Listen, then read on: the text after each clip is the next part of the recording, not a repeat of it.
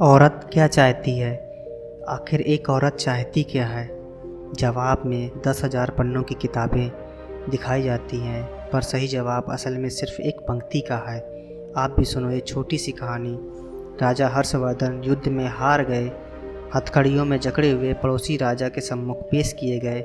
पड़ोसी देश का राजा अपनी जीत से प्रसन्न था और उसने हर्षवर्धन के सम्मुख एक प्रस्ताव रखा।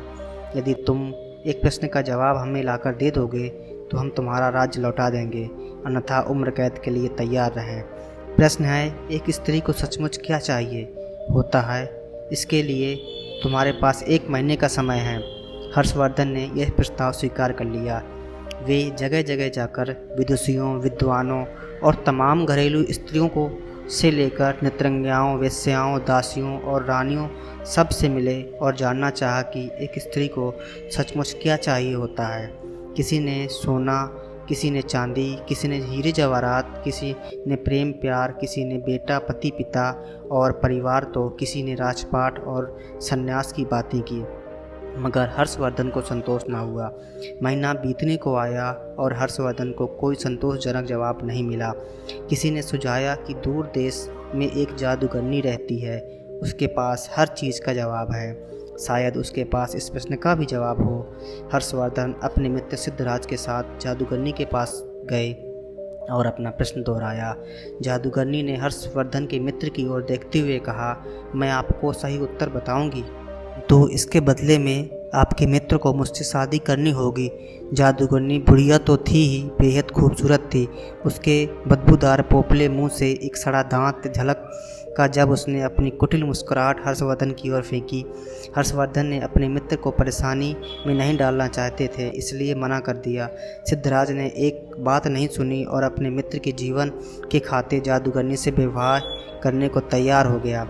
तब जादूगरनी ने उत्तर बताया, स्त्रियां स्वयं निर्णय लेने में आत्मनिर्भर बनना चाहती हैं। यह उत्तर हर्षवर्धन को कुछ जमा। पड़ोसी राज्य के राजा ने भी इसे स्वीकार कर लिया और उसने हर्षवर्धन को उसका राज्य लौटा दिया। इधर जादूगरनी से सिद्धराज का विवाह हो गया। जादूगरनी ने मधुरात्रि में अपने पति से कहा, चूँकि तुम्हारा हृदय पवित्र है और अपने मित्र के लिए तुमने कुर्बानी दी है, अतः मैं 24 घंटे से 12 घंटे तो रूपसी के रूप में रहूंगी और बाकी के 12 घंटे अपने सही रूप में। बताओ तुम्हें क्या पसंद है? सिद्धराज ने कहा, प्रिय, यह निर्णय तुम्हें ही करना है। मैंने तुम्हें पत्नी के रूप में स्वीकार किया है और तुम्हारा हर रूप मुझे पसंद है। जादूगरनी यह सुनते ही रूपसी बन गई। उसने कहा, चूँकि तुमने निर्णय मुझ पर छोड़ दिया है तो मैं अब हमेशा इसी रूप में रहूँगी। दरअसल मेरा असली रूप ही यही है। बदसूरत बुढ़िया का रूप तो मैंने अपने आसपास के दुनिया में कुटिल लोगों को दूर करने के लिए धरा था।